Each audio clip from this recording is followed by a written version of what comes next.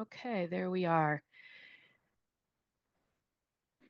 So welcome to this study session on chemical signaling. We're going to wait a couple of minutes for everyone to file in. As you're waiting, I invite you to read the questions up on the screen. It says, while we're waiting to get started, answer these two questions by using the QR code on the left to get the answer form. So that QR code on the left will take you to the answer form. And if you could put in those questions or put in your responses to those questions. What country are you in? And give a rank from 1 to 10, estimating your knowledge on this topic.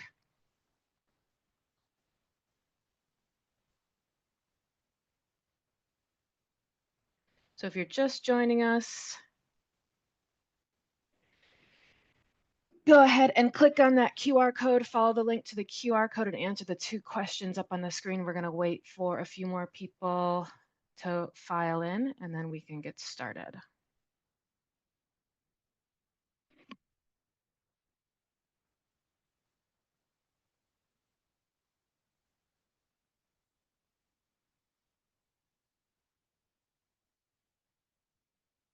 Okay, there we go. I see some answers coming in to the two questions up on the screen. You should be able to follow that QR code on the left for the answer form. And give us an idea of where you are and how comfortable you are with the material that we're going to be covering today.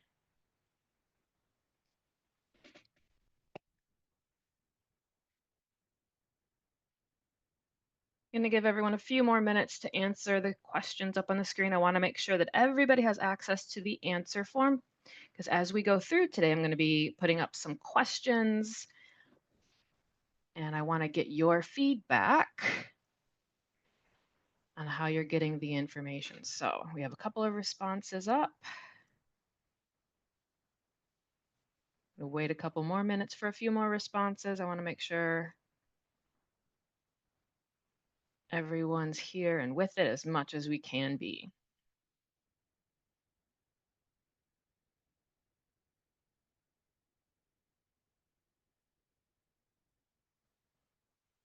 All right, so we're all over the world here.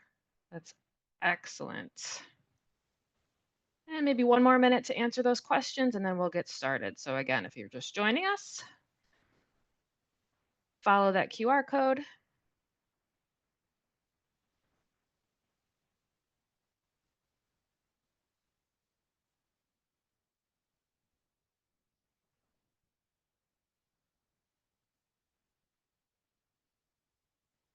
All right, if you have any questions for now, put it in the Q&A. I'm going to, on the next slide, give you some directions about how this session is going to go. But for now, just try to click the QR code on the left for the answer form.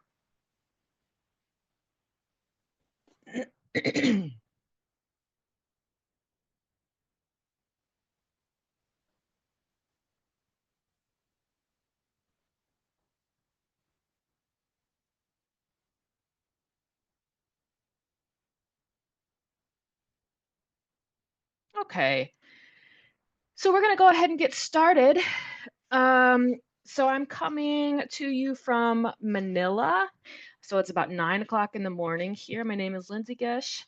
I have taught IB biology for about 10 years, and before that, I actually earned a PhD in something very related to chemical signaling, that's signal transduction, but specifically in plants. All right, so as we go, I've sprinkled some practice questions in. So how this is going to work is we'll talk a little bit, I'll give you some information, and then we'll practice some questions. All right, so if you have any questions on the content or the exam, put that in the Q&A. The chat is not going to be closely monitored. We'll check it every once in a while, but if you have any questions to ask, you're going to want to make sure you put that in the Q&A section so that your questions can be answered. The Q&A is being monitored. Okay, the chat is not being monitored very closely. The Q&A is being monitored. And, oh, I should have said this at the beginning. Every time you put an answer on the response form, you have to press submit. So I've put the option in there. You are able to submit every single time. You can submit multiple times. Um, so the only way for me to see your response is for you to go all the way to the bottom and press submit. And then you're going to have to submit another response for the next question. All right. So let's get started here. Okay, so what is chemical signaling? Right, so cells, they aren't existing in isolation, right? They have to be able to communicate with each other in order to exist, survive, and thrive, especially if they're part of a larger organism, but even if they are single-celled organisms. So over millions of years of evolution, cells have had the chance to evolve different ways of doing this. So the mechanisms that they use can be pretty intricate and involved, but really it's really an elegant system when you get down to it. We see a lot of themes, but also a lot of variations, and we're going to talk about a couple of those today. Um, Chemical signaling is different from neural signaling. So in the syllabus especially, and probably in most of the textbooks, there's going to be a division between chemical signaling and neural signaling. Neural signaling is going to be electrical. Chemical signaling is, as you can probably guess, chemical. Okay, so today we're talking about specifically chemical signaling. And we're going to start off with a classic example. So no matter what level of signal transduction or chemical signaling you take, whether it's college, university, or IB, they're always going to start off with this classic example. And that's the example of quorum sensing. All right, so the Hawaiian bobtail squid, that's this little guy on the right here. Whoops. Engages in a symbiotic relationship. If you haven't learned symbiotic relationships yet, or mutualism, that's where both organisms are working together. And it benefits, the relationship benefits both organisms. Okay, so the Hawaiian bobtail squid is in need of some camouflage, or has evolved or co-evolved along with a bacteria for some camouflage. And it's co-evolved alongside a specific bacteria that, here, let me actually go backwards.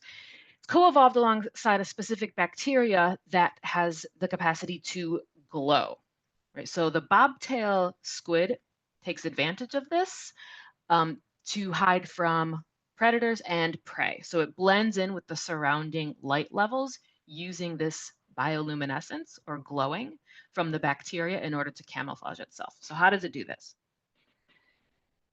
So the bacteria don't always glow. They're not always glowing because, as you can imagine, if you are a single-celled bacteria floating around in the ocean, you don't necessarily want to glow because that's going to draw attention to yourself. They only want to glow when they are protected inside of the light organ of the bobtail squid. All right, so at any time, this Vibrio fischeri, and if you happen to Google it, they've changed the name, I think, in 2007, but that's not important for our purposes. But at any one time, this bacteria is making and secreting these auto-inducing molecules, or these molecules known as auto-inducers. So that's what I have in the dark green there. And they're making these in order to send out and to be received by bacteria that might be around. These auto-inducing molecules or auto-inducers can cross directly into other bacteria. And that's what I have in the small picture here. They're crossing directly into other bacteria. And when they do, when they hit high enough concentrations, so the bacteria has to be at a high enough concentration, which means the autoinducer has to be at a high enough concentration. They will bond to this protein known as LuxR. And my pencil has stopped working. That's okay, I'll get it working in a minute. It'll bind to this protein known as LuxR. And LuxR, with the autoinducer bound, is then able to bind to DNA and act as a transcription factor, which enables the bacteria to make the luciferase molecule. And the luciferase molecule is going to be the molecule that actually glows. One moment. I'm going to see if I can reconnect my Apple Pencil. Okay, so the luciferase molecule is glowing. That's what's going to make the bobtail squid glow. And so that's going to be providing that camouflage. So if we go over these steps, 1, 2, 3, 4, right? The bacteria secretes, there we go. The bacteria secretes the autoinducer, all of the bacteria. The autoinducer concentration increases, reaching some threshold known to the bacteria. The autoinducer binds the transcription factor LuxR. Then, and only then, is that LuxR transcription factor able to bind to the DNA, initiate transcription of the luciferase mRNA, which will then be turned into the luciferase protein, which will then glow. Oops. All right. So that was just kind of a brief introduction to signaling, chemical signaling. So on that form, just give me a quick 1, 2, 3. Are you happy with that? And are you ready for some questions?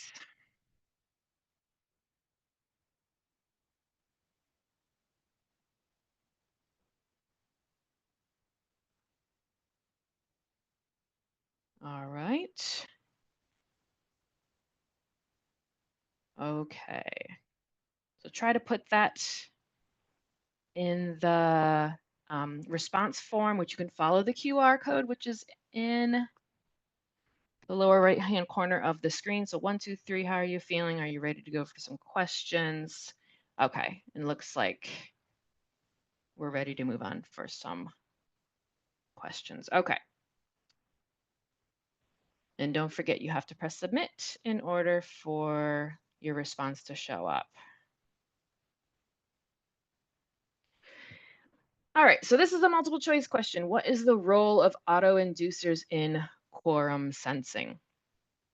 So when you're taking your test, you want to make sure you write all over that test, right? Assuming that you can, that you're taking the paper test, right? So I'm looking at what is the role of autoinducers in, and the process we're looking at is called quorum sensing. So this is what I would do if I was taking a multiple choice test. I would highlight, the important features of that question.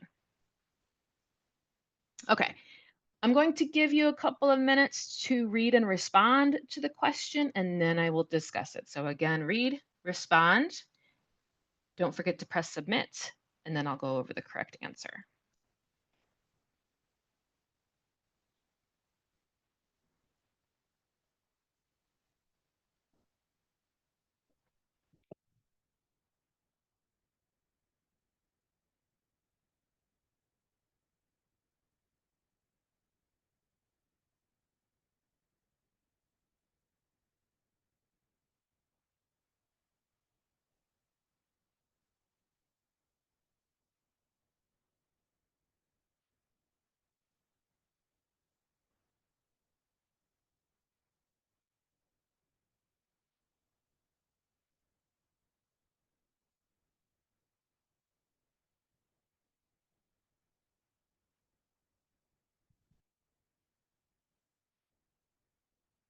Okay, I'll give you another 20 seconds to respond and submit.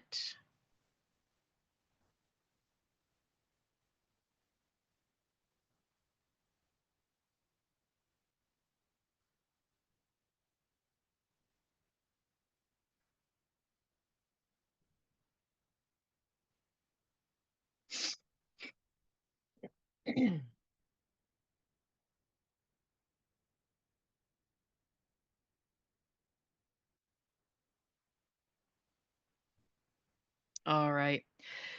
So this one is a little tricky because two of the choices are very similar. So let's go through these. So A, to bind to receptors and initiate downstream signal transduction. That one seems plausible to me. It is binding a receptor, and something's going to happen in the end. So I'm going to put a little star next to that one. That one might be the correct answer. For letter B, to break down signaling molecules. It didn't say anything about breaking down signaling molecules. And in fact, the autoinducer itself is a signaling molecule. So I'm going to cross that one off. That one's not going to be my answer. Letter C, to transport signaling molecules across the membrane. This one is not correct because the autoinducer molecule itself is a signaling molecule. So it moves itself across the membrane. It moves by itself across the membrane. So that's why this one is not correct. And then letter D, to act as primary signaling molecules themselves. So this one is also plausible. Okay, now A and D are very similar. This one's kind of tricky because just of the way that it's phrased, right? So letter A says to initiate downstream signal transduction, when in fact the primary signal, the autoinducer itself, has already initiated that signal transduction. Okay, so the correct answer is D. Don't feel bad if you picked A. It's a tricky question with just one word, that downstream signal transduction. I can see why, if you answered A, that you answered A, but the correct and most direct answer is letter D. All right. Moving on to number 2, how does quorum sensing affect or benefit bacteria? I'll give you a minute to answer this one. This one should be a bit faster.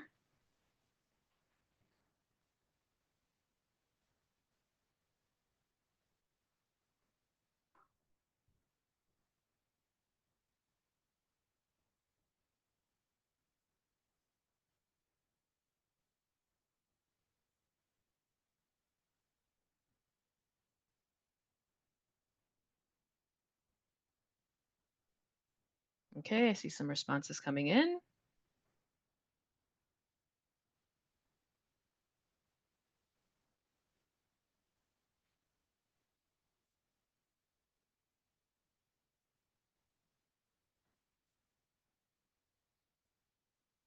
Give you another 15 seconds on this one.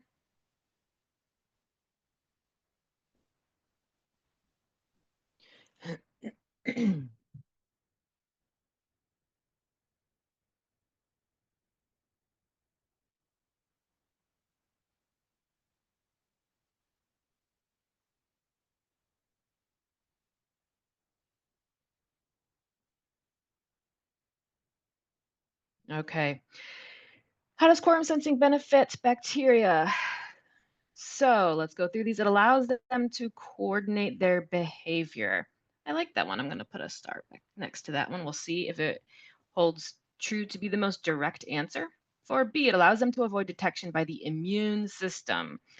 We didn't read anything or see anything about the immune system. And it doesn't appear that the bobtail squid is attacking it in any way, but also it didn't say anything that it's helping them to avoid. So I'm going to cross that one out. Letter C, it allows them to grow faster. Again, I don't remember reading anything about helping them grow faster. Or letter D, it helps them to survive in harsh conditions. So I'm going to stick with letter A. It allows them to coordinate their behavior. And that's really what quorum sensing is all about. It helps bacteria that really have no other means of communication other than chemical communication. It helps those bacteria communicate with each other and kind of let each other know how many are around before they start making that glowing molecule. All right. Number 3, which of the following is not a characteristic of quorum sensing? Keyword, not a characteristic of quorum sensing. I'll give you a minute to answer that one.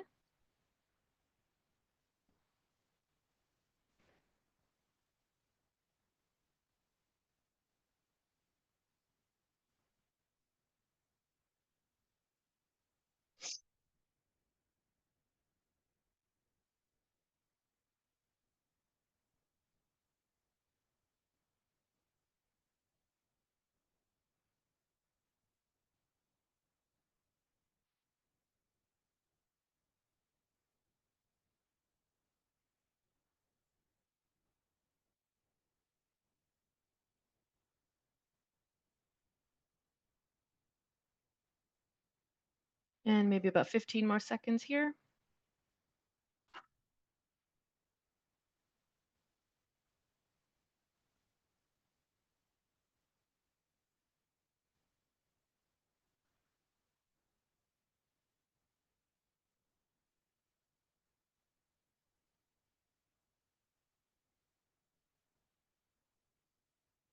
Okay.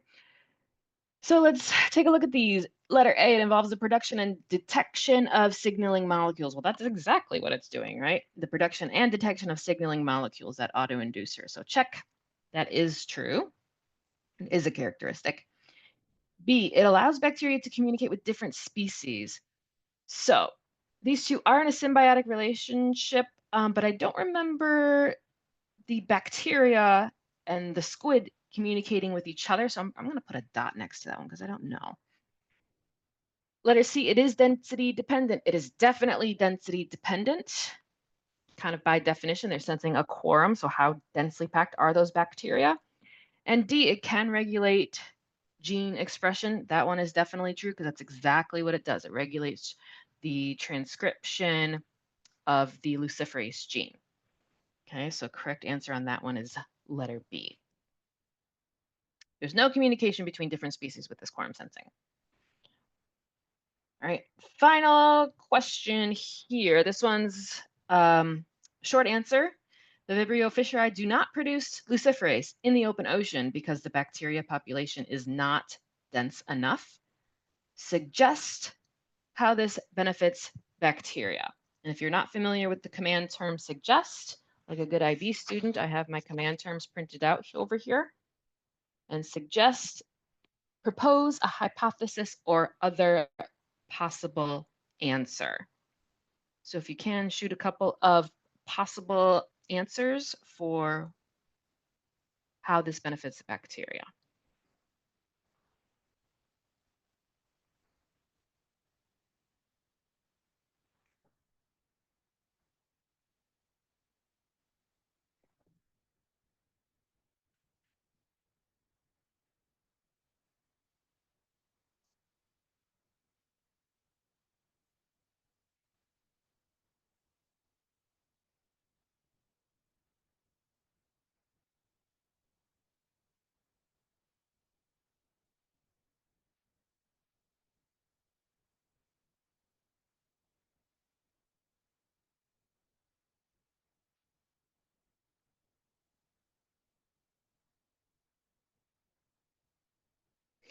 Okay. So if I'm reading this question, I'm reading, they do not produce that glowing molecule in the open ocean. So if they're outside of the squid, they're not producing that molecule because the population is not dense enough, right? So suggest how this benefits the bacteria. So if I happen to be a bacteria swimming in the ocean, open ocean, I don't necessarily want to glow. Right? So, and the reason I don't want to glow is because I don't want to stick out. If I stick out, if I'm glowing in the open ocean, I'm going to draw attention to myself, right? I'm going to likely be eaten. So I'd write that down. I would say, right?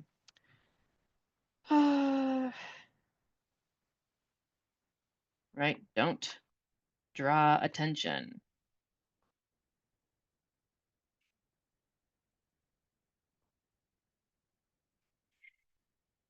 And I have this as a 2 marker. The other reason is it is energetically expensive to make proteins. And the bacteria only wants to produce these proteins if the bacteria absolutely needs it, right? So the bacteria isn't going to want to make it because it's going to spend energy if it doesn't absolutely need it. So I'm going to clear this and I'm just going to put up what I have here. So producing luciferase uses energy. By not producing luciferase, the bacteria conserve energy. And the other marked points, isolated bacteria are not protected by the squid and become easy prey if they are glowing. Okay. So it may seem like I spent a lot of time on quorum signaling, quorum sensing. The reason for that is a very quintessential example or iconic example of chemical signaling. And I remember when I was learning signal transduction, I kind of glossed over it and I didn't spend too much time on it. And it came back to kind of bite me in the rear end. So you want to make sure that you understand quorum signaling. It helps everything else down the line. So here's the rest of our outline for today. This follows the syllabus from IB. So quorum signaling is the first example. Signaling molecules, we're going to go over the categories, how they're diverse from each other, and the range. That's what we're heading into now. Then we're going to go over transmembrane receptors, of which you have to know 3 different examples, intracellular receptors, and then positive and negative feedback. So let's dive in here. Signaling molecules, we have 4. We have hormones, neurotransmitters, cytokines, and calcium ions. And I want to take these one at a time.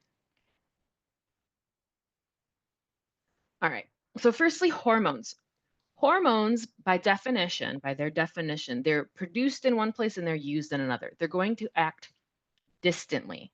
So they can be used, all around the body, or they can have one specific target tissue, which is composed of target cells, but they're going to be acting in a different place from which they're produced. There's 3 categories here. We have peptides. Peptides are just going to be strings of amino acids. It could be a couple to something that's more like insulin. Insulin is actually 2 strings of amino acids that are covalently bound to each other. And these are going to be hydrophilic. Peptides are hydrophilic. If you don't remember hydrophilic, what the word hydrophilic means, it means water loving. So they're going to mix with water. They're going to be easily transportable. And they're not going to be able to cross the membrane by themselves. And we'll talk about that in a little bit. Second category, those amino acid derivatives. So these hormones start as amino acids and then they're changed in some way to become the hormone structure that they need to be. So epinephrine is a good example of that one. These are also hydrophilic, right? So they're going to mix with water and they cannot move across the membrane by themselves. And then we have steroid hormones. Steroid hormones are easily recognizable because they're composed of 4 rings. They have a 4-ring structure. So over on the right here, we have estradiol, and you can see those 4 rings.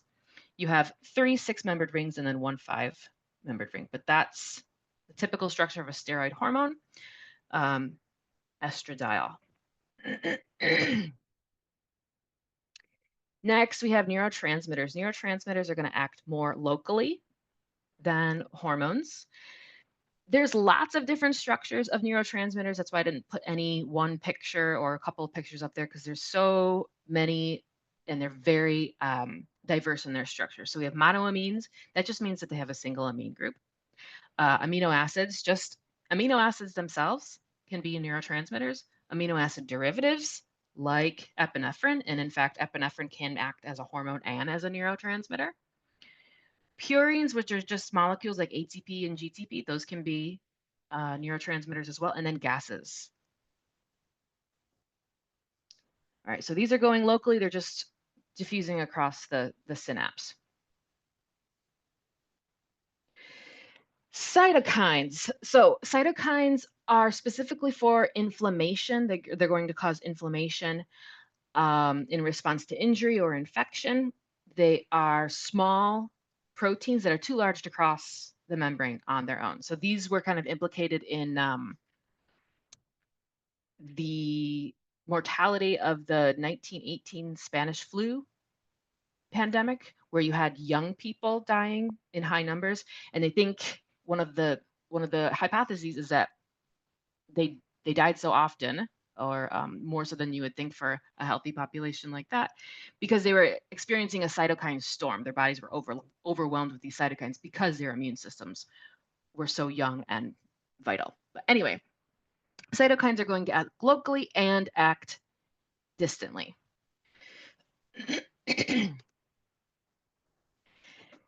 And then you have calcium ions. Calcium ions, these are kind of the odd ones out here. calcium ions can act as first messengers. So they can arrive at a cell and act as an initial ligand, which is binding a receptor at the surface of the cell, or they can act as second messengers. Second messengers are going to be released into the inside of the cell to amplify a signal. And we're going to get more into that later.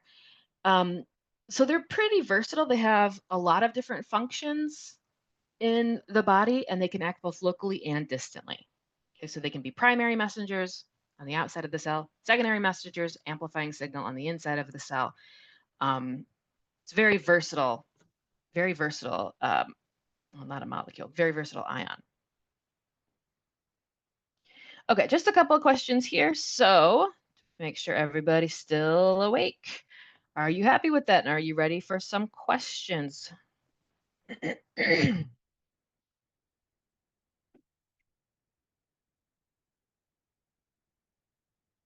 Got a couple of responses here.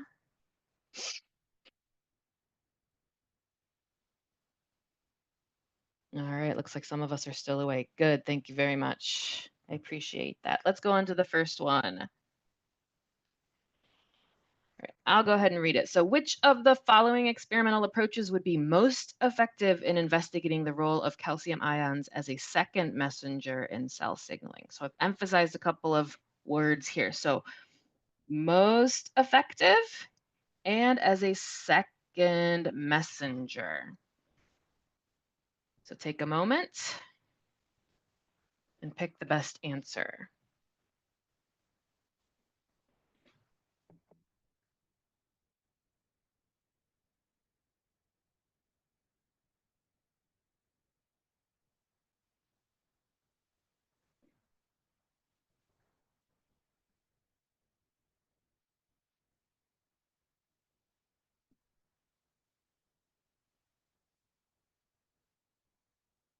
Okay, got a couple of responses.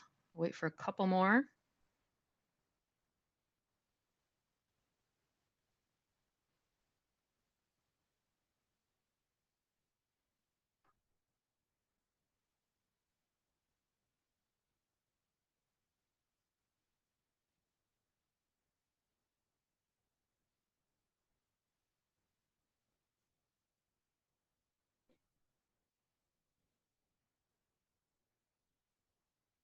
And we're pretty evenly split here with what we think is the correct answer. Give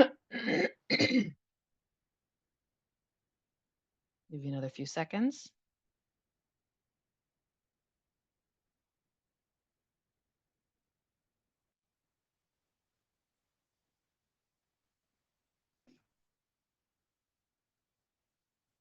Okay. Okay. The key is for this one to focus on the fact that it's asking to look at calcium ions role as a second messenger. So this one, again, is a little tricky. I tried not to ask too many easy questions here because I figured you would want more direction with the more difficult questions. Okay, so a second messenger is going to come from within the cell. So when calcium is acting as a primary messenger, it's coming from outside of the cell. When it's acting as a second messenger, it's coming from within the cell. So let's look at letter A, measuring the concentration of calcium ions in the blood. This one isn't going to be very helpful in investigating much about calcium. This test is too broad or general to tell us anything about calcium's role in signaling. Just how much calcium do you have in your blood? So I'm going to go ahead and cross that one off. Observing the movement of calcium ions across the cell membrane. So as I said, we're looking at calcium's role as a second messenger, having it come from within the cell. So having or watching calcium's movement across or into the cell isn't going to be very helpful because we want to see what it's doing inside the cell. So I'm going to cross that one off as well. For letter C, blocking the release of calcium ions from intracellular stores. So that's coming from inside the cell. So I'm going to put a little note on that one. I like that one. Or analyzing the expression of genes involved in calcium signaling. So again, that one's a little too indirect. So second messenger implies that it's being released from inside the cell. So I'm going to go ahead and answer that one with C.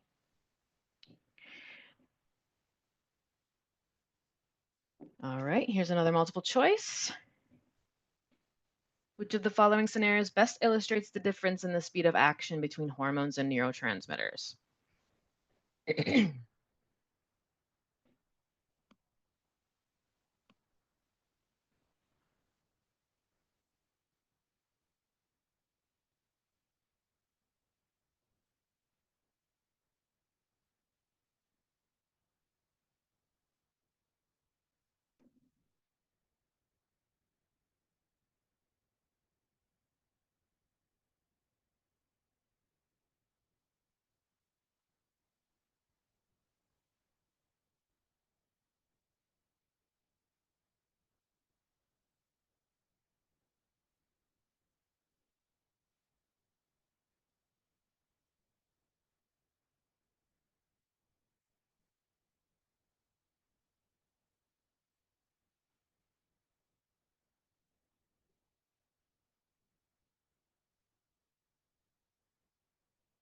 All right, I have a couple answers. I will wait for a few more.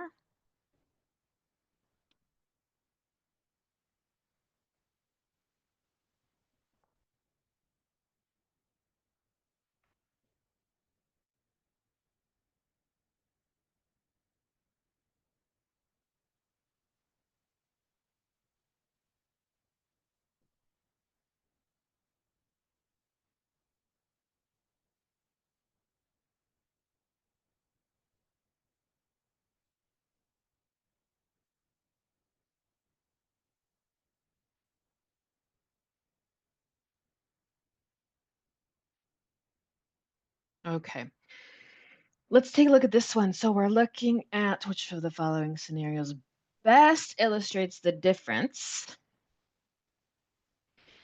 in the speed of action between hormones and neurotransmitters.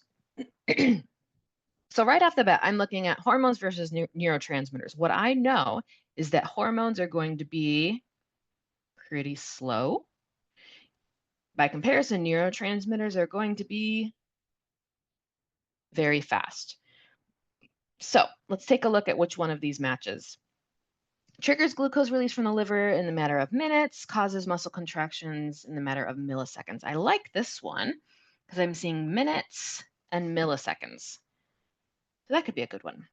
Regulates organisms' growth in months, mediates pain sensation seconds. A pain sensation in a matter of seconds. I feel pain much faster than a matter of seconds.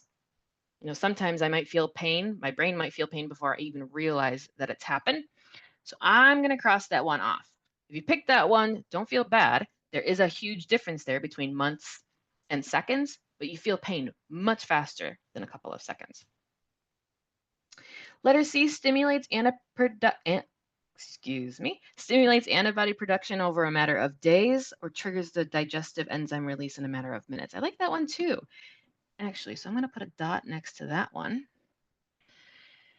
Controls secondary sexual characteristic over a matter of years. That's true. Regulates heart rate in seconds. Seconds, milliseconds.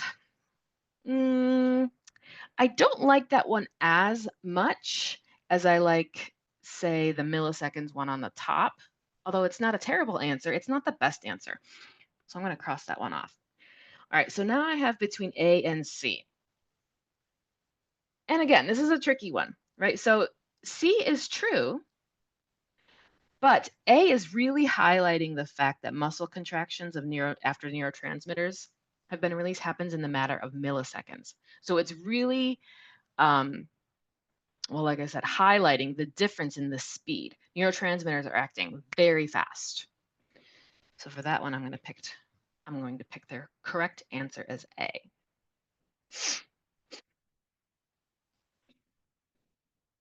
All right, and then one short answer. Discuss how the diversity of ligands contributes to the specificity and complexity of signaling. I'll give you a few minutes for that one.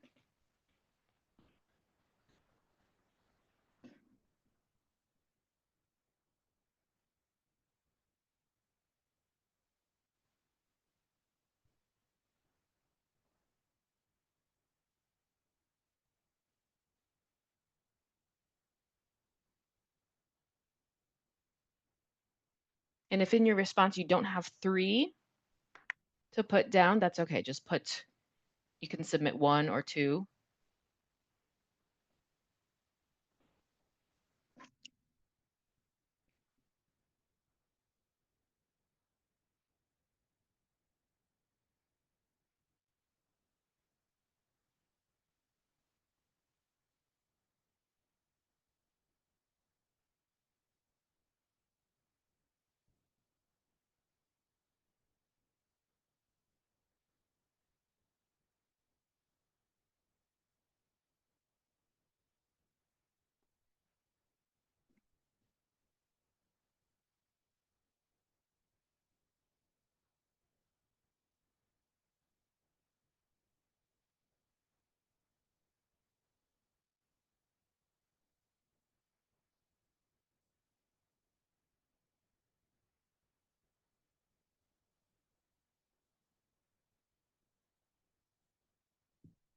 Okay, another minute here.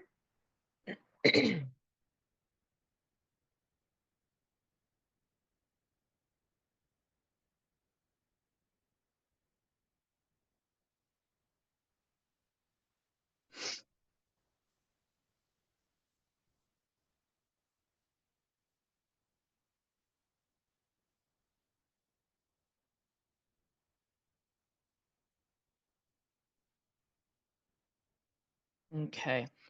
It looks like we're having a little bit of difficulty with this one. So let's talk about it. So this question or this prompt may seem a little vague. However, you have to think about how complex these systems are, right? And how complex bodies are, not just human bodies or animal bodies, but all organismal bodies are, right? There's a lot of chemical signaling that has to happen. There's a lot of coordination that has to happen. In order for the jobs of the body to get done, you have to have a lot of different kinds of signals and a lot of different kinds of receptors. So the specificity, right, and complexity of signaling. So this allows a specific interaction with complementary receptors on target cells. So you can again, or you can use that the phrase of lock and key, right? So receptors and signaling molecules or ligands are going to be extremely specific for each other. And to that one, I would almost add to prevent mistakes, right? Because if your ligands and your receptors are more generic, you have a greater potential for mistakes. And oftentimes this is what happens in things like pharmaceutical side effects, right? You have binding where you shouldn't have binding. So example, insulin binding to only the insulin receptors. You don't want insulin binding to anything else because it could really mess up other signaling pathways. So specific, but also you can have very specific but wide-ranging pathways that are activated for a more coordinated response. So if you need one pathway or one response, it's actually going to need to be hit by several different pathways in order to get that one thing done in the body. Okay, it's kind of saying the same thing. So you need a nuanced cell response. It has to be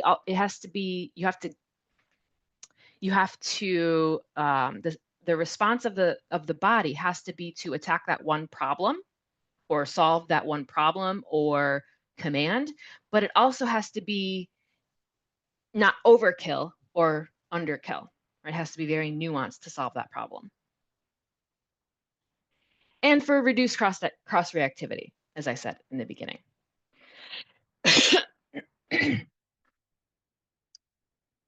Okay, so let's move on to transmembrane receptors. You have to be aware of 3 different types of transmembrane receptors and the 3 examples, one for each of those. So first we're going to start with a neurotransmitter receptor, which is an acetylcholine receptor.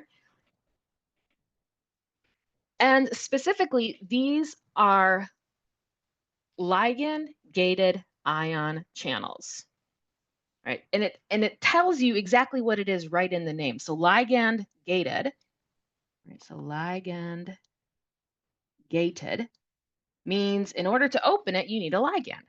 And in this case, the ligand is acetylcholine, the neurotransmitter.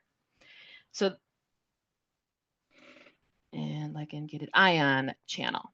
Okay, so what I've pictured here is actually an acetylcholine receptor, the ligand being acetylcholine. But no matter what the transmembrane receptor is, it's going to be across the membrane. So the protein is embedded into the membrane. And that means it has to, the amino acids of the protein have to kind of interact with the characteristics of the molecules around. So what that means is in the interior of the cell, you have a water or aqueous domain. In the exterior of the cell, you have a water-based or aqueous domain. The phospholipid heads are going to be hydrophilic, so water-loving. The only part of that that's going to be hydrophobic are those tails inside of the membrane. Okay, so the amino acids of the transmembrane receptors are going to be very specific for where they are in the proteins. The amino acids that are in purple over here and in here, those are going to be hydrophilic. They have to be interacting with polar things like water or like other things that are polar. Only the ones in the middle are going to be hydrophobic. All right. Also, you have to consider that this is a channel. Let me clear this. The channel, you can kind of see the inside. This is the channel part. The channel amino acids, or the amino acids that are lining the channel inside of that receptor, sometimes it's called the lumen, those have to interact with whatever is moving through the channel. So oftentimes, especially if it's ions, those are going to be polar amino acids. Okay, so ions have to travel through that ion channel, so the inside of those channels have to interact nicely with the ions.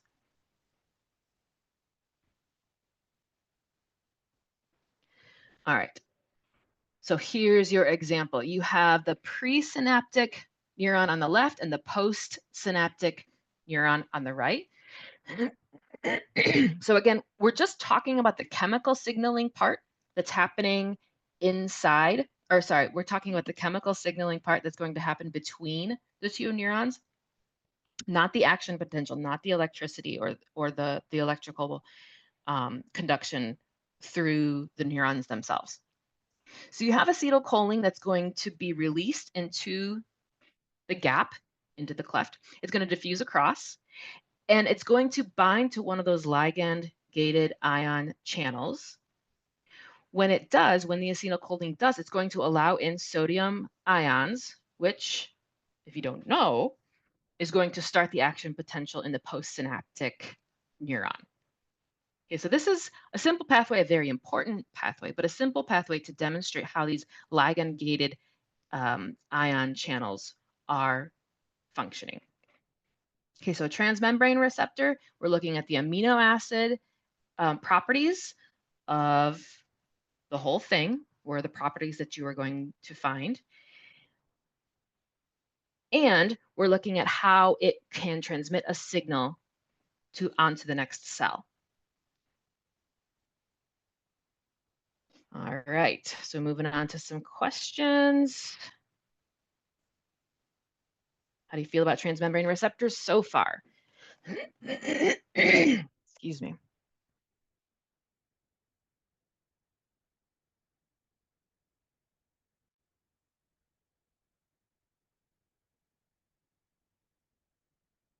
Okay, not too bad. Let's move on to a question then.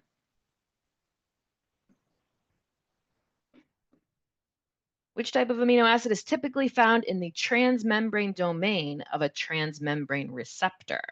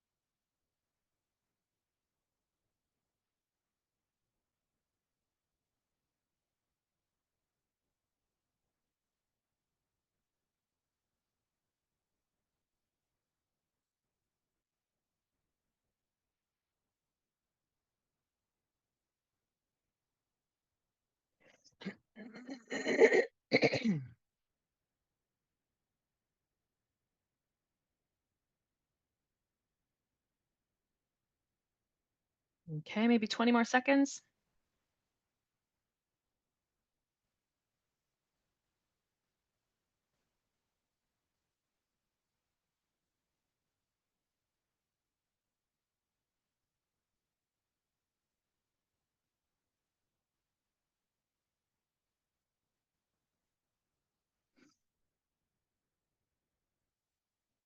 All right, let me back up on this one. Right, so here's my picture of the transmembrane receptor. So you have to remember that these are in 3 dimensions. And think of it as kind of a barrel, and the barrel has a hole through it. Right, the outside of the barrel, the amino acids are going to be in contact with the external environment. So the transmembrane domain, we're talking about these amino acids here. And if you remember the structure of your membrane, the phospholipid bilayer, the amino acid, or sorry, the heads are going to be hydrophilic, and they're interacting with the water environment on the outside, and that's true on the inside of the cell as well. But these tails, these are hydrophobic. And hydrophobic things are only going to interact with other hydrophobic things. So hydrophobic and hydrophilic do not mix. So if you have a protein that needs to interact with hydrophobic tails in the membrane, those amino acids are also going to need to be hydrophobic, because here we have a case of like attracts like.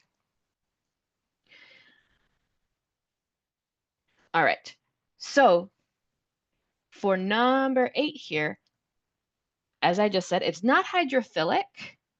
Okay, so that's water loving.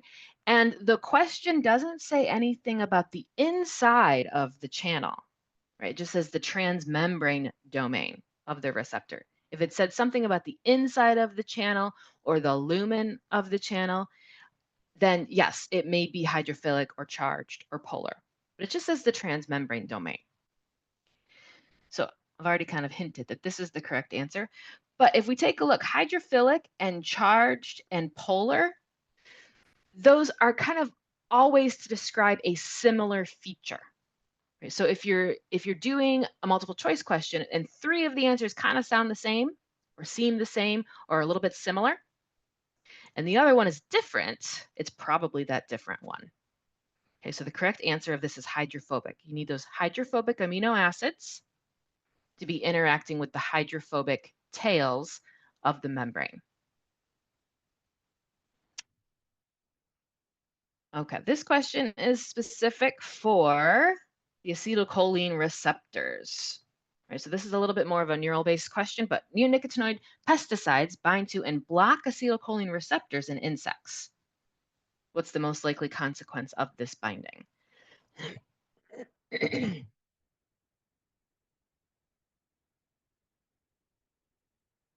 Go ahead and submit your answers on the form for the answer form QR code right there.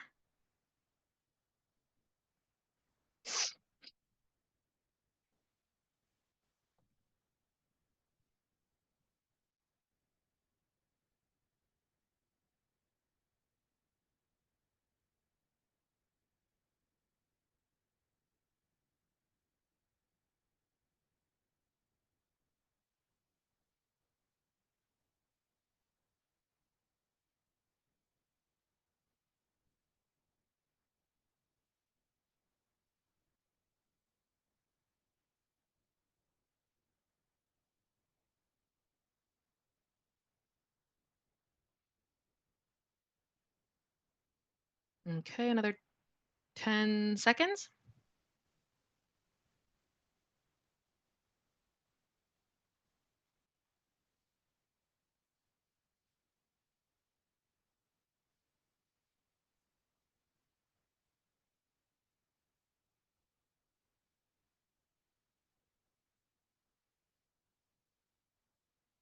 Okay. This question requires a little bit of neuron information as well. But if you're blocking an acetylcholine receptor, that means that the signal is being stopped. It cannot get to uh, the postsynaptic membrane. It can't get through that postsynaptic membrane. Okay, so increased muscle contraction and hyperactivity, this is the opposite of what's going to happen. So acetylcholine is helping the muscle contract. It's sending a signal. It's not stopping a signal, right? So if neonicotinoid pesticide is blocking that receptor, it's going to block muscle contraction. So it's not going to be A.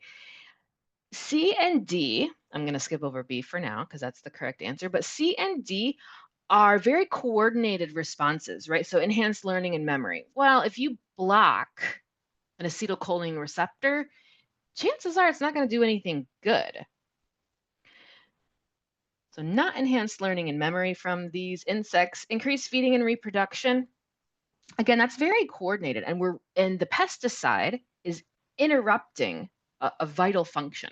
Okay, so the correct answer is B, because if you block that receptor, you block everything that comes after it. So, and ultimately, if we're talking about a pesticide, the goal is unfortunately, or fortunately, depending on how you look at it, death for those insects. All right. All right, let's go on to G protein coupled receptors. Specifically, you have to know about epinephrine receptors. Epinephrine receptors in this case are G protein coupled receptors. And we're also going to talk about tyrosine kinase receptors. I'm kind of introducing those at the same time. Okay, so what you're looking at here, the picture, the diagram on the left is a general receptor tyrosine kinase pathway. So over here, RTK. Sometimes you'll see it as tyrosine receptor kinase. Sometimes you'll see it as receptor tyrosine kinase. I'm not sure why they do it, but most of the time in the literature, it's RTK. Okay, so that's on the left. But the first one we're going to talk about is on the right, G protein coupled receptors. These are usually abbreviated G protein coupled receptors, okay, GPCR. There are many other systems besides these. These are just two of the ones that you have to know. They are just two major classes of cell surface receptors that start signal transduction pathways. Okay, there's similarities and differences. Let's focus on the G protein coupled receptor in the context of epinephrine. So for G protein coupled receptors, there's so many of them, and I found in a quick Google search almost 800. There are many different ways that the downstream or inside the cell signaling can go. This is just one example or a theme that we see. And it's a little scripted in what happens at first anyway. So as the name suggests, I'll write it here, a G protein, if something is G protein coupled, it's connected or its actions are coupled or associated with a G protein, and it is a receptor. Okay, so here's epinephrine in red, and it's going to bind to the G protein coupled receptor. These are transmembrane, they're spanning the membrane, and they have a very predictable structure.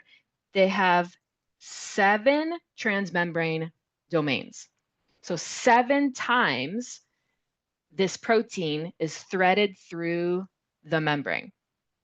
So if you see a structure on a test or something and it has 7 barrels or 7 cylinders going through the membrane, you might be able to say, oh, that's a G protein coupled receptor. The number is 7. And then here comes the coupled part, right? So here's a G protein. When the ligand epinephrine, binds the G protein, the G protein coupled receptor, it's going to activate the G protein. G proteins are activated by switching their GTP for a GDP. So when the G protein is activated by the G protein coupled receptor, it's going to go on and activate what we call an effector protein. And in this case, it's an enzyme known as adenylyl cyclase. So we have ligand binds to G protein coupled receptor, which activates the G protein. The G protein is membrane bound, so it's stuck to the membrane. In this case, the effector protein, known as adenylyl cyclase, is also transmembrane. And when it's activated, it's going to make a whole bunch of this second messenger called cyclic AMP, or second messenger, CAMP. For the rest of the steps, all you really have to know is that it then is going to activate an enzyme that breaks down glycogen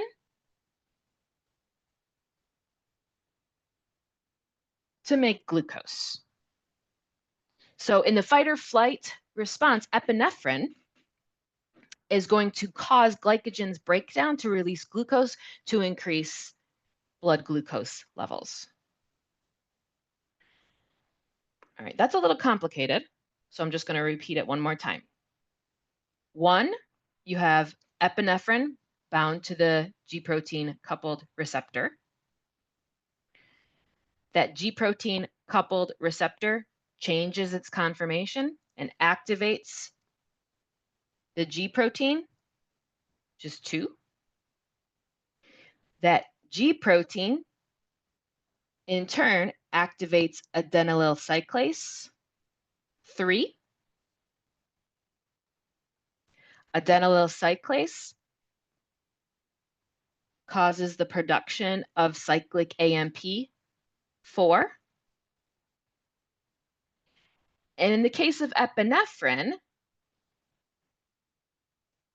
it's going to release a bunch of glucose, 5.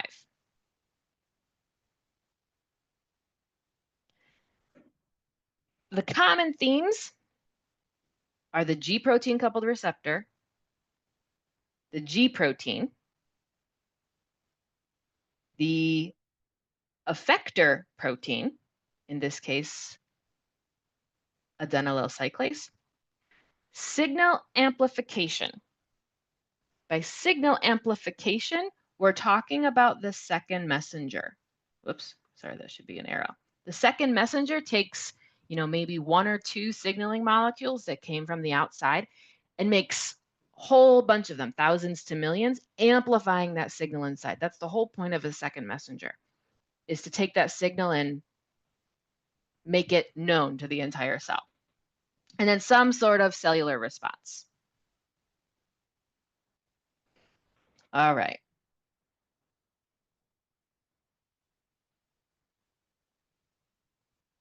So how do you feel about G protein coupled receptors? And then we will get to a question. Go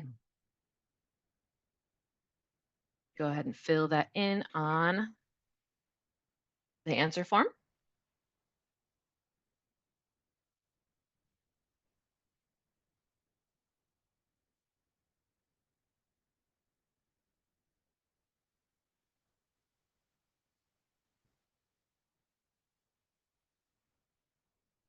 Okay.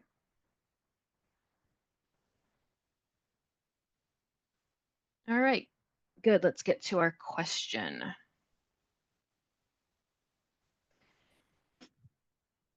All right, predict the consequences of a mutation of a G protein. Okay, we're mutating a G protein that prevents it from being membrane bound. Explain how this mutation would affect signal transduction and cellular responses. So basically the same question, I just kind of made a mistake there and asked it twice with two different command terms. But I want to walk you through this one because it's a little complicated. So I'm going to back up in the slides. But let's remember we're looking at the consequences of a mutation in a G protein, and that G protein is not going to be membrane bound anymore.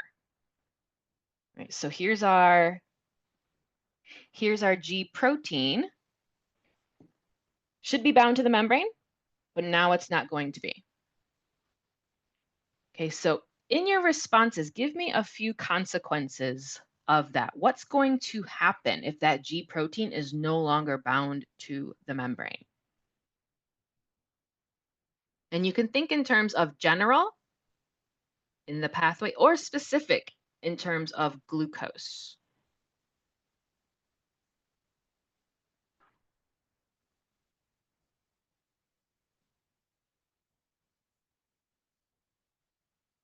Okay, we have a couple of responses in. Let's see if we can get a couple more before I walk you through this.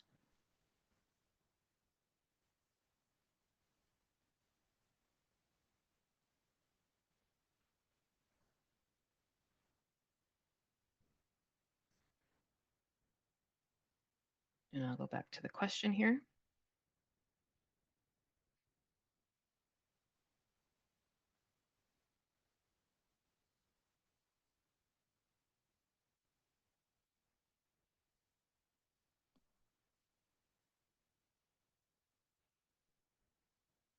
A couple of good responses so far.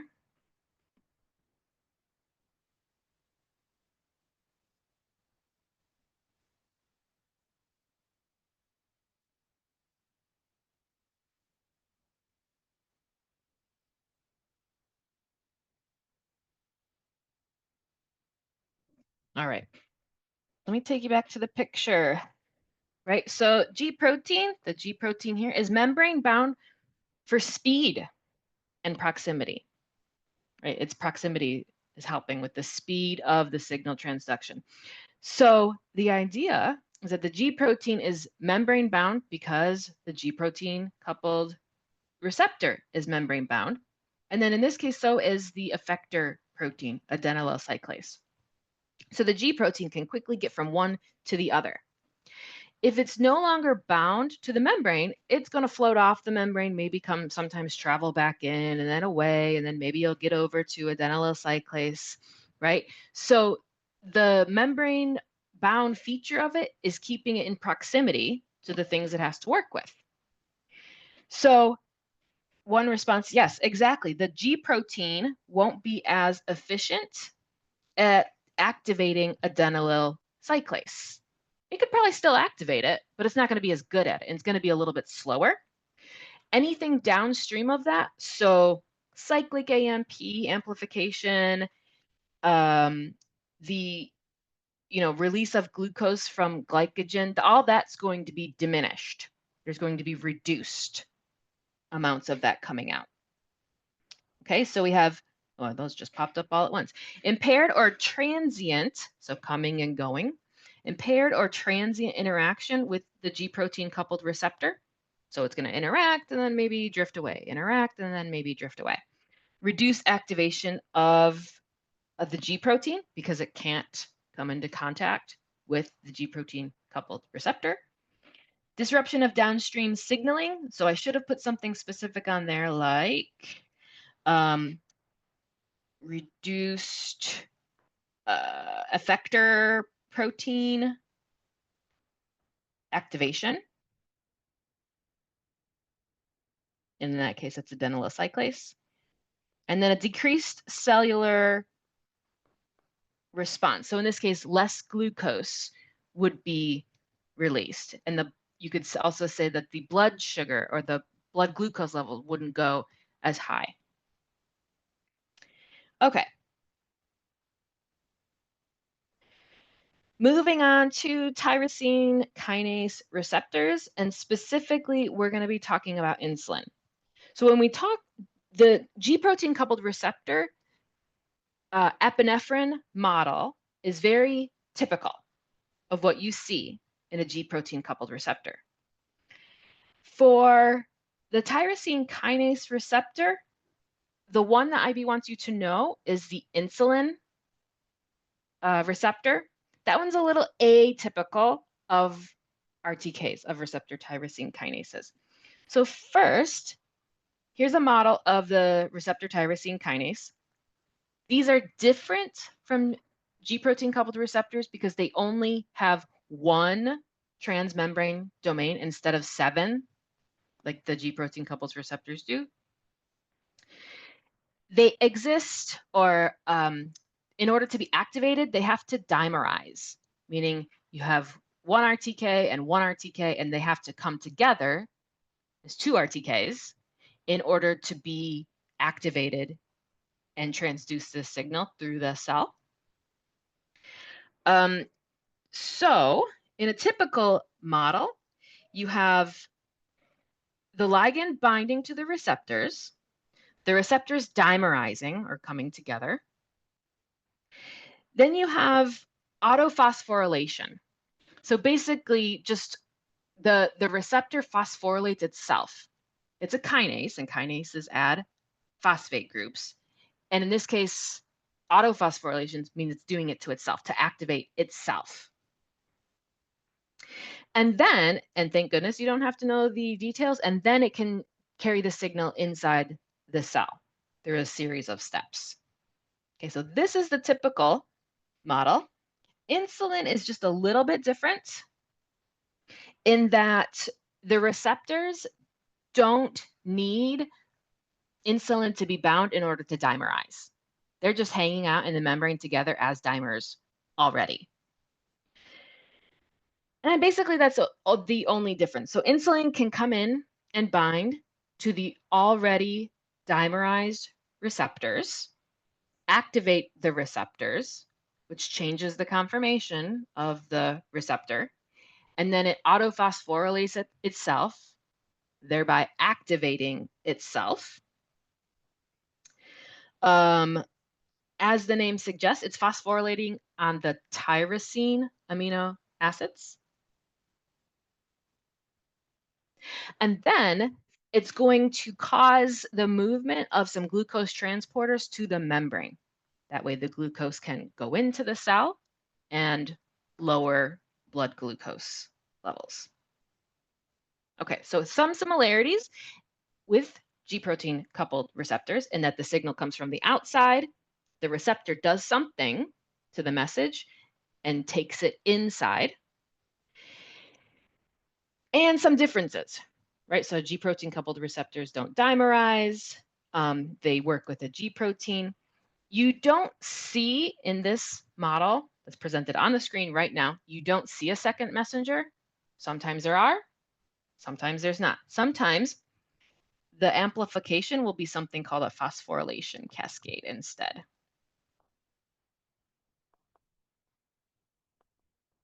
And that's kind of just how it sounds, which means in a phosphorylation cascade, you have this molecule phosphorylating this one, which phosphorylates this one, which phosphorylates this one, and it just kind of keeps going like that to amplify the signal. It's like having one kid with a rumor on one side of the gymnasium and spreading it throughout the gymnasium, you know, in a couple of seconds. That's how it happens.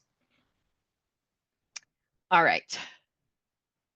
This one I forgot to ask you how you felt, but let's look at this. So compare and contrast the signaling mechanisms of tyrosine kinase receptors and G protein coupled receptors. So what do they have the same? What do they have that's different? Make sure you include in your answer at least one from each. Okay, so I'll give you a couple of moments to put some things in.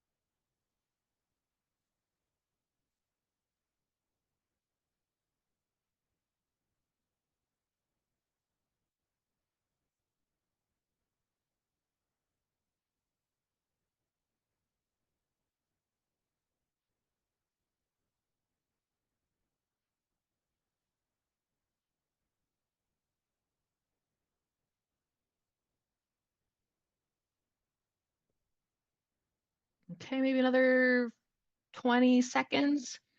So again, you don't have to put a bunch of things. One compare or one contrast is fine.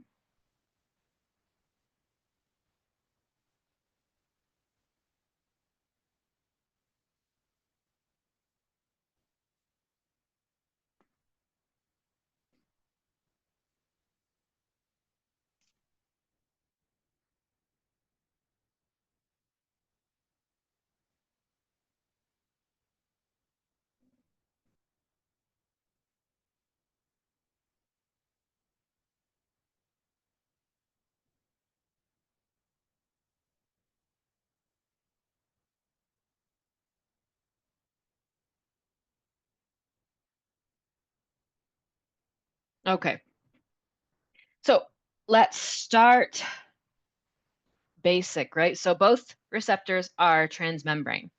So if you're overthinking it, right, you start basic. So for a comparison, both receptors are transmembrane. They cross the membrane. Both activate signal transduction pathways that lead to some cellular response. Right? Sometimes it might be a change in transcription, sometimes it's a change in enzyme function, sometimes, it'll move a channel to the membrane. Both have specificity for ligands. I did the compares and then the contrasts. All right, receptor tyrosine kinases have a single transmembrane alpha helix, and G protein coupled receptors have 7. RTKs dimerize, whereas G protein coupled receptors do not.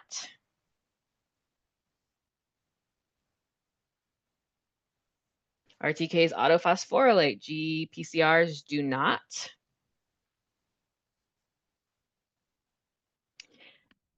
And this one I didn't speak about. RTK ligands are often, or more often, hormones and growth factors, whereas GPCR ligands are more diverse. Okay. You want to make sure in these questions you don't say anything that you don't know for sure, right? So like I said, there's themes and there's variations. So sometimes receptor tyrosine kinases use second messengers like cyclic AMP, or calcium ions are also second messengers. Sometimes they use phosphorylation cascades. Sometimes G protein coupled receptors will use second messengers. Sometimes they use phosphorylation cascades. So there are themes, but there's no hard rules except for the things that I really just put in the answer to this question. So you want to make sure if you're doing a compare and contrast question that you know that these things are true. And remember, there's a lot of exceptions to the rules when it comes to signal transduction. All right.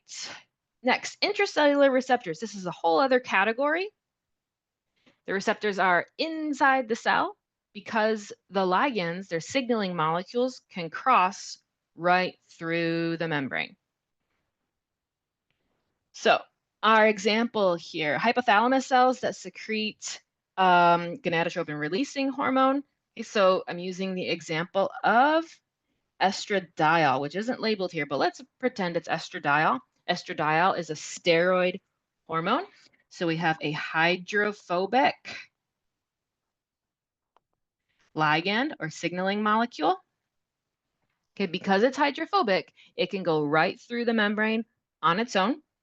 It's going to find its inactive receptor, bind to it, activate the receptor, and then that complex can move into the nucleus and become a transcription factor, changing transcription.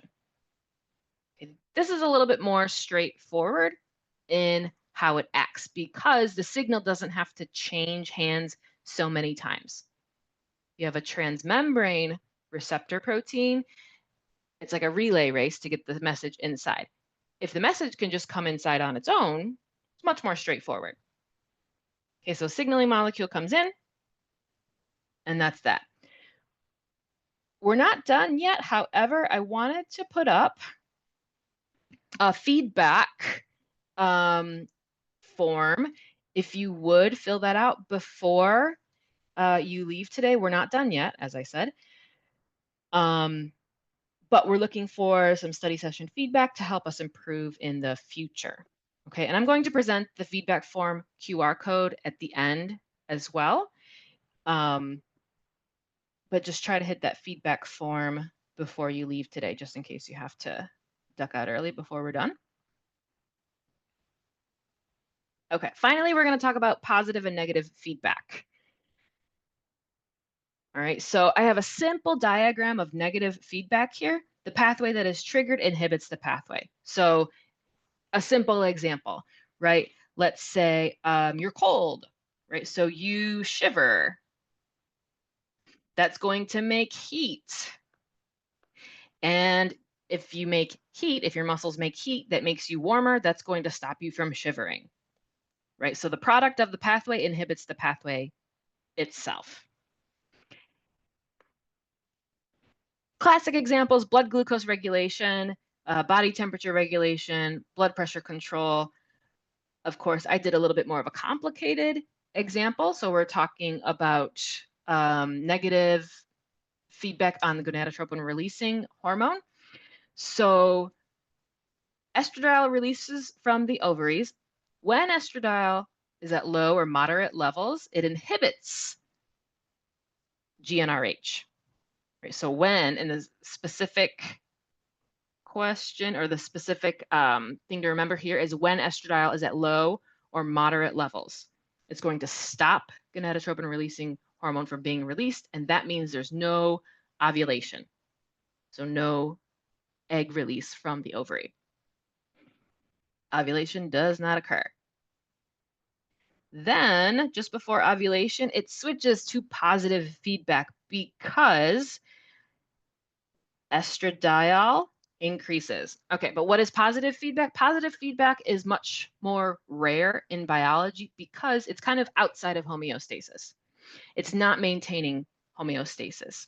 It's there's an end goal at which point homeostasis will take back over or the organism is dead. So for example, in fruit ripening, ripening fruit secretes ethylene until it all dies and it can no longer. Or you have positive feedback in childbirth, right? So contractions make oxytocin, which make more contractions until the child is born and then it can stop, or with breastfeeding. Okay, so later in the follicular phase of the menstrual cycle, you have much more estradiol that's released, and that's going to be a positive feedback on the release of GnRH. So you get this flood of hormones, especially luteinizing hormone and FSH, and then that can lead or will lead to ovulation, at which point regular homeostasis takes over again, and it'll be negative feedback. Okay, so high levels of estradiol now positively regulate GnRH release, which causes the release of a lot of LH leading to ovulation.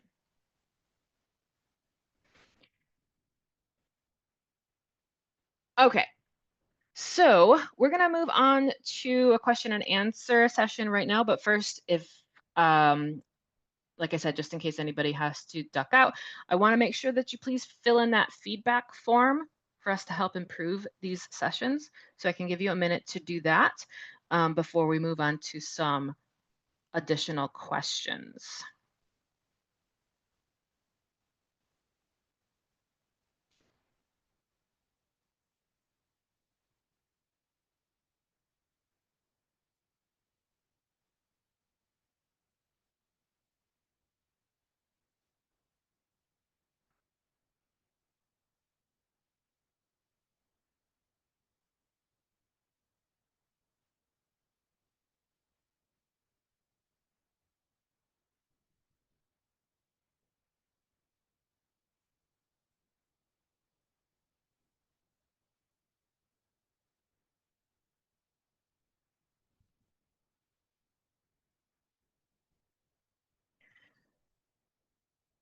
Okay, feel free to enter any questions into the Q&A section here. If nothing pops up for me, I'll go ahead and move on to some multiple choice questions that I've prepared. Okay, so we have number 12 here. This is still on the form. Which row correctly matches the receptor type to its characteristic and the signaling molecule that binds to it? I'll give you a moment for that one.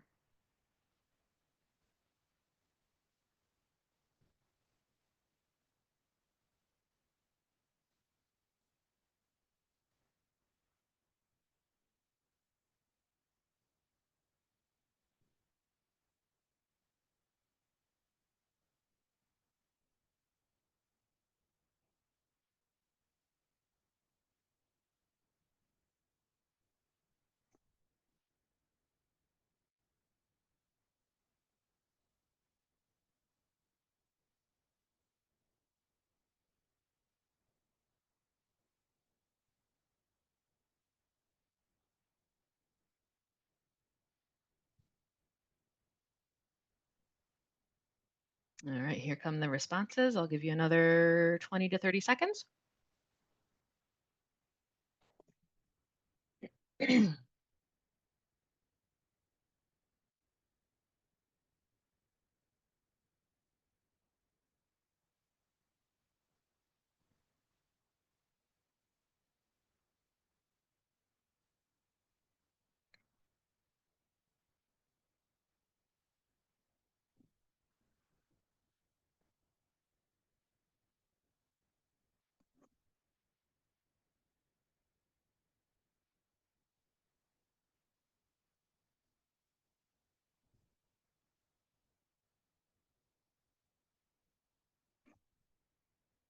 Okay, this one is looking good. So remember, if you're looking at a chart type question, the chart has to match all the way across.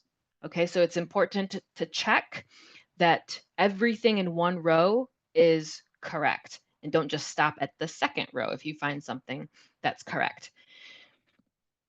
Okay, excuse me. So first we have a receptor type transmembrane. Okay, so I'm recalling everything I know about transmembrane receptors. Binds hydrophobic molecules. Got to stop right there, right? Transmembrane receptors are going to bind hydrophilic. And I also know that a transmembrane receptor is not going to bind testosterone because that is hydrophobic. So it's definitely not A.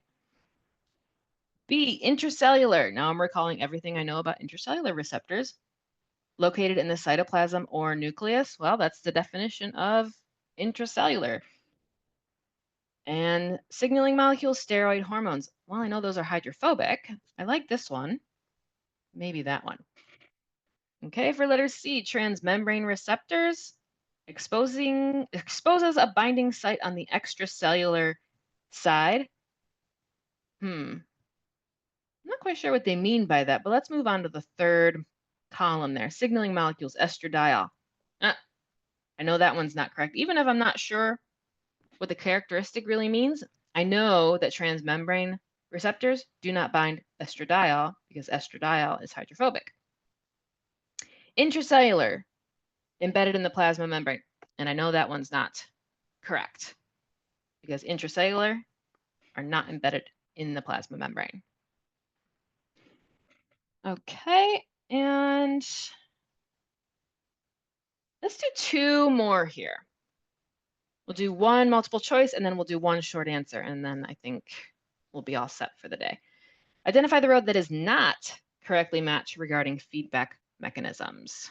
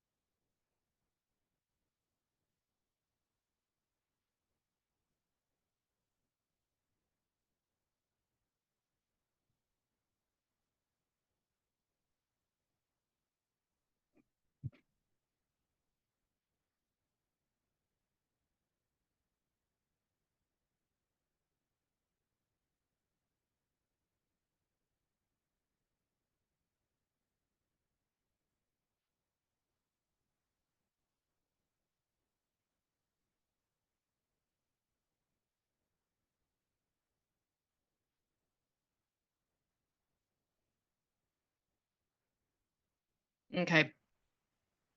So for this one, the correct answer is A.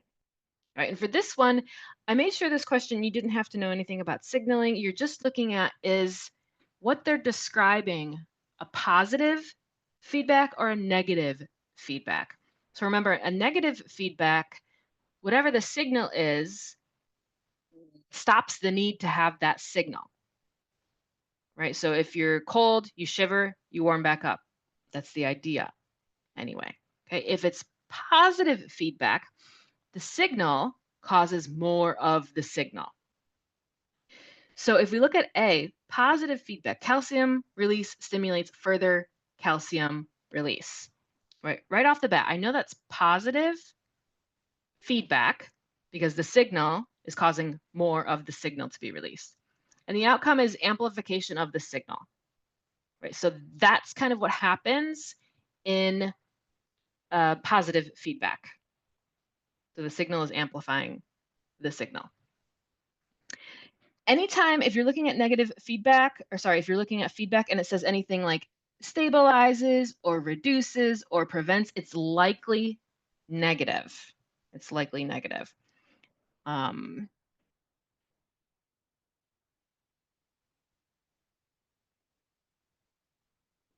oh, wait, it says not.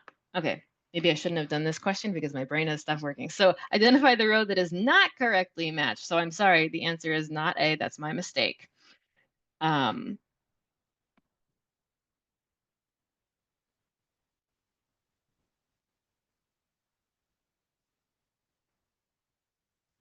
Yep, and you all were correct. That is my mistake. So positive feedback. The ligand binding triggers downstream effects that inhibit the receptor activity, right? So reducing signal activity. Okay. All right. So let's go ahead and move on to the last one, and then we'll call it quits for the day because my brain is quitting on me. Okay, so forskolin is a plant-derived compound that activates adenylyl cyclase. Researchers are studying a specific G protein coupled receptor pathway that regulates cell proliferation. They treat cells with forskolin and observe an increase in cell proliferation. Explain how forskolin is able to affect cell proliferation. I'll give you 2 minutes to put anything down. It doesn't have to be a complete answer, just put down some ideas there.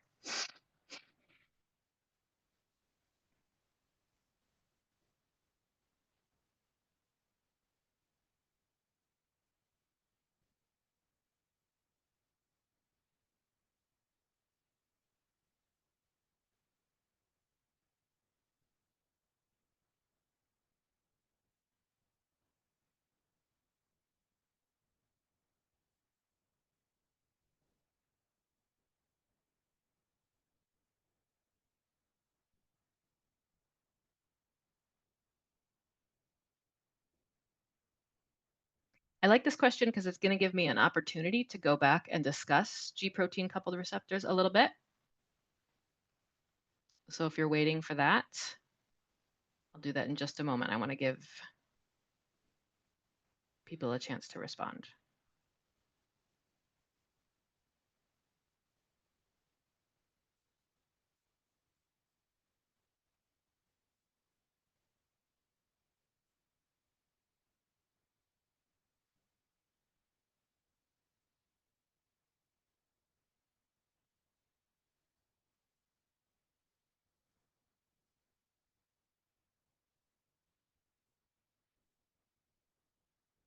All right, before I move the slides back, I want to highlight one thing. This forskolin, basically a drug, activates adenylyl cyclase. And what the researchers are looking at is a pathway that regulates cell proliferation. Right? They give the cells forskolin and they see more cell proliferation. All right, so let's go back. I want my pathway.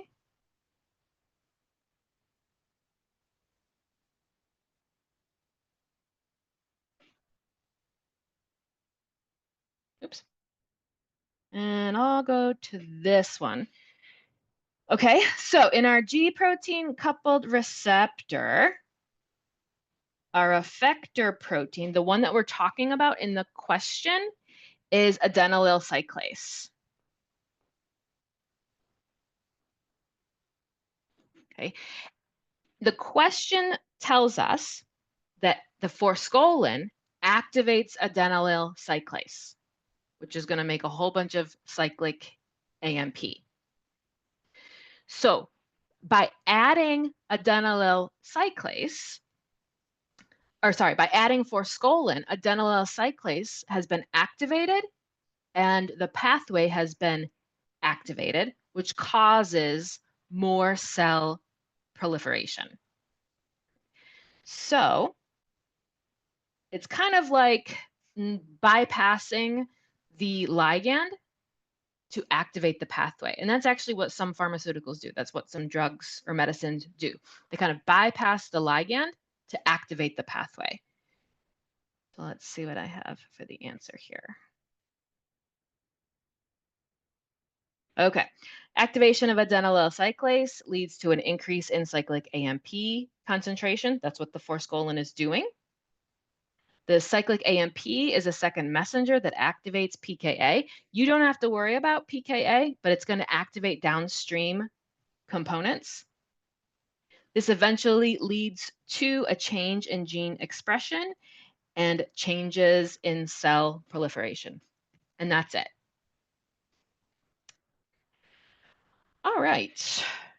Well, I'm going to go back to this slide and thank you all for coming. If you haven't had a chance to yet, make sure that you fill out that feedback form and check the Revision Village website for all of the upcoming study sessions. There's a whole bunch coming and there's recordings from the one in the past, and this recording should be available in the coming days as well. So thank you very much for coming.